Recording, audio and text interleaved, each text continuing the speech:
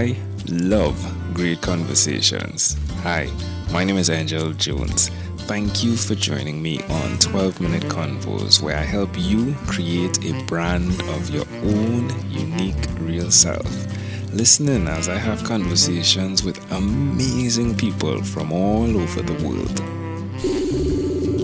Good night, Tony Woodall. How are you going on this wonderful, beautiful night? It is a wonderful night, especially here in San Francisco. The weather, I'm outside of San Francisco, but weather here is beautiful and enjoying the day. Had a beautiful day. It's my first of 2-week vacation. So. Oh, sweet. Wow.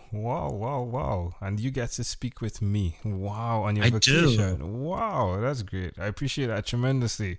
Hey, Tony, tell me, which of your talents is responsible for us meeting?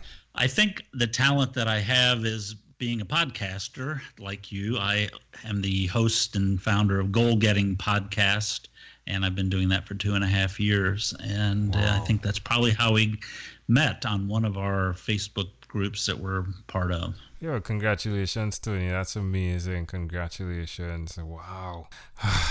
It's really challenging to keep doing this, isn't it?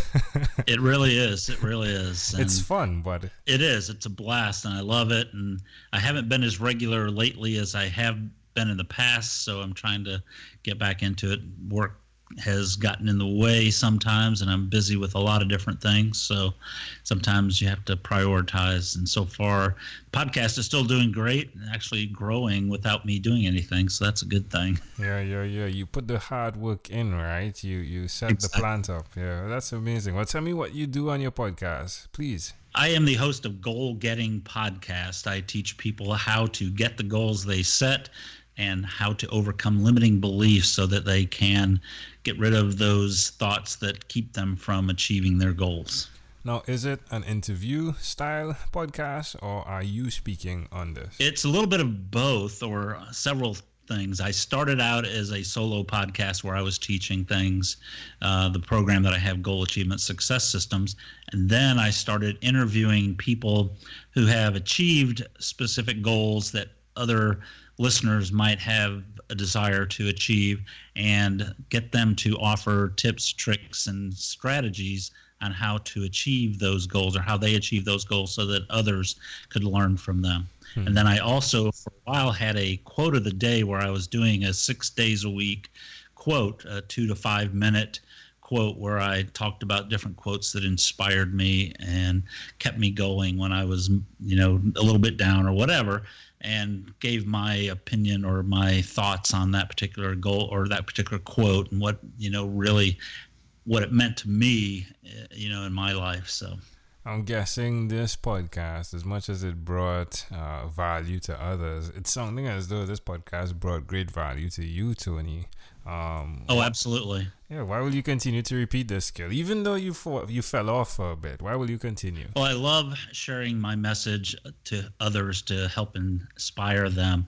My motto this year, and probably for the rest of my life now, is inspire one person every day is my goal, to try to do whatever I can, no matter what it is, even if it's by passing a smile on to somebody, or just talking to even a homeless person, which we see frequently in San Francisco, but just being able to make eye contact with people, hopefully to inspire them potentially. But that's my goal. So I really enjoy helping people stay and or get inspired to achieve whatever goal they have. Tell me one other thing you've done consistently over the last 3 years. Well, consistently, I have been working, like I said, on my professional speaking career. So I've been spending a lot of time learning and trying to become a better speaker. I've been active in Toastmasters for the last 4 years now, but trying to take my message out, not only on a podcast, but also to live audiences. And my goal is to to continue being a paid professional speaker and get more speaking engagement. So I consistently work on speaking as often as I can. One of my mentors that I've learned a lot from. Darren LaCroix, a former world champion of public speaking and Toastmasters, has this motto, never turn down stage time. And so that has kind of been my motto as well. And I try to get the opportunity to speak wherever I get it. Love that. Never turn down stage time. How does it make you feel? I love it. I love to be able to get up on stage and hopefully make an impact in somebody's life. But it just brings me joy if I can see in the audience someone that I've sparked an interest in, or, made them start wanting to continue growth in their life or whatever. So that's what it makes me feel, excited to be able to share that information. Oh, that's great. That's great. Well, suggest to someone out there why they should do what you've done. I mean, you're definitely a young guy, right? And you're doing all you're doing, right? Well, I don't know if I'm that young, but in my heart and my mind, I'm a young guy. My body may not agree with me often, but I consider myself young, and I have a young heart and a young mind. And I suggest anybody that has a passion, that really wants to share that passion with people, to do what I've done, to go out and share that either, through social media, through podcasting is a great medium. Speaking is another great medium, studying public speaking, joining Toastmasters, anything you can do to share your idea, go out there and do it. If you've got something that you have a passion for, do it, because that's what life is all about, is seeking and trying to fulfill your passion. Amazing audience, we are live with Tony Woodall of the Goal Getting Podcast. Do check that out. Tony, let's switch gears for a moment and let me invite you into my time machine that is surrounded with beautiful, warm, blue Caribbean water. Oh, I love the Caribbean. I've been to many of the islands in the Caribbean, and unfortunately a couple of hurricanes laid waste to a bunch of them. So pray for those folks out there. Yeah, I appreciate that. Tony, do tell me, my apologies. I was about to say, which of your earliest childhood memories do you remember? But please do share with me, what is your earliest childhood memory? Well, thank you. I actually have memories from, I think it was probably 4 or 5 years old. My mother and I had moved, she'd gotten married and moved me from Atlanta, Georgia, up to Connecticut. And one of the earliest memories I have of living in Connecticut was, number one, the ability to walk around as a 4 and 5 year old without worrying about where I was going or who was going to attack me or anything. I remember walking through, the town in, I think it was either New Haven, Connecticut, or somewhere in the Connecticut area, Southington. I can't remember the exact city now, but in the town where we were living, I'd walk down the street, play around. There was a park down the street, and I remember going down to this park. They had summer camp or whatever, and I remember going down there and playing, creating little key fob things, and I had my toy guns, holstered cowboy guns on my side, and I remember going down there and playing, and I remember this polluted river that was there, and it was like tar or something in the river. So I remember that, but I remember different things that I did at that park during the summer camp things. And I remember getting in fights as a kid too, some kids picking on me, and just a lot of things like that in that area. But the thing that just amazes me is that I was allowed to walk around through this town by myself at 4 and 5 years old. Yeah, I love it. So can I offer an interpretation to the thought picture you created in my mind? Sure. I love the idea of the fact that you can be in one area and there are so many experiences that can come from it. Mainly when you connect the model of being on stage. Each person who speaks on a stage passes by on that same stage. But because of your experiences or where you've been, or you are able to bring another dynamic to other people. And it's fascinating how at that particular time you were in like the same stage of life, but yet experiencing so many different things. It's pretty fascinating how it connects, right? Yes, very much so. If we fast forward to when you were 12, what was your favorite song? Well, that's a hard one to remember. I was trying to think what my favorite song was at 12 years old. I recently, I think at that time, moved to a new school area in a new neighborhood and befriended a guy named Larry. And Larry, his favorite band was Grand Funk Railroad at that time, and he introduced me to Grand Funk Railroad. And I think that band was my favorite band and it still is today.